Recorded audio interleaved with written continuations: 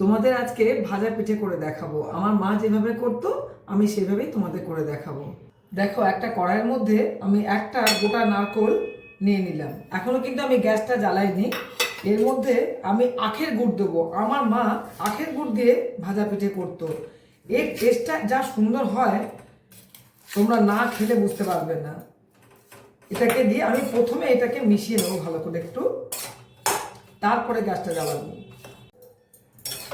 দেখো, এটাকে আমি একদম ভালো করে মিশিয়ে নিয়েছি। দিয়ে এবারে আমি গ্যাসটাকে জ্বালিয়ে দেবো। একদম ঝিমে আছে করবো এটাকে আমি। কিছু কিছু খাবারের সঙ্গে এত স্মৃতি জড়িয়ে থাকে যে সেটা বলে বোঝানো যায় না। মানে পিঠে করলে মাকে আমার বড্ড বেশি মনে পড়ে।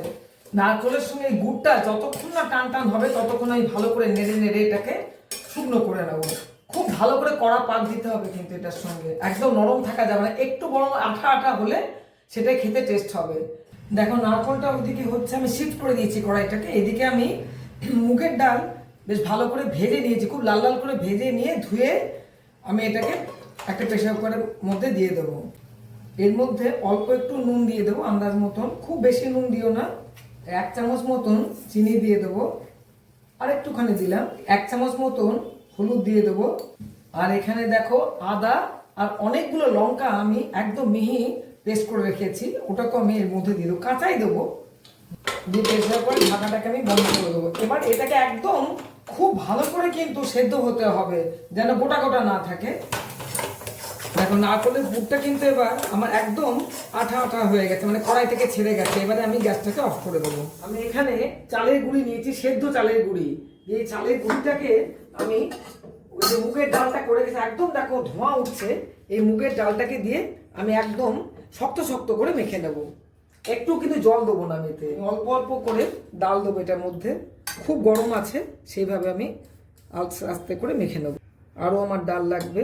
এইভাবে আমি ডাল দিয়ে দিয়ে বেশ শক্ত করে একটা ডো তৈরি করে নেব। দেখো, আমি ডোটা খুব সুন্দর করে মেখে নিয়েছি। এবার এখান থেকে একদম ছোট ছোট করে লেচি করব। এই ভাজা পিঠে কিন্তু খুব বেশি বড় হয় না, ছোট ছোট করে লেচি করব। এই একদম যে পাতলা করে আমি ঠুলি করে নিলাম, এর মধ্যে ওই নারকেলের পুরটা দিয়ে দেবো অল্প করে, দিয়ে যেমন করে আমরা পিঠে শেপ দিই সেরকমভাবে পিঠের শেপ দিয়ে দেবো।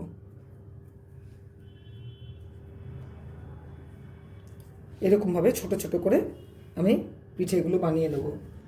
দেখো, কয়েকটা পুলি আমি বানিয়ে নিয়েছি। এগুলোকে আমি সর্ষের তেলে ভেজে নেব। বেশ খানিকটা সর্ষের তেল আমি দিয়ে দেবো। তেলটা বেশ গরম হয়ে গেছে। এবার আমি জয় অন্নপূর্ণা বলে ছাড়বো। আমার মা খুব বলতো কোনো স্পেশাল খাবার করলে অন্নপূর্ণার নাম নিয়ে ছাড়তে হয়।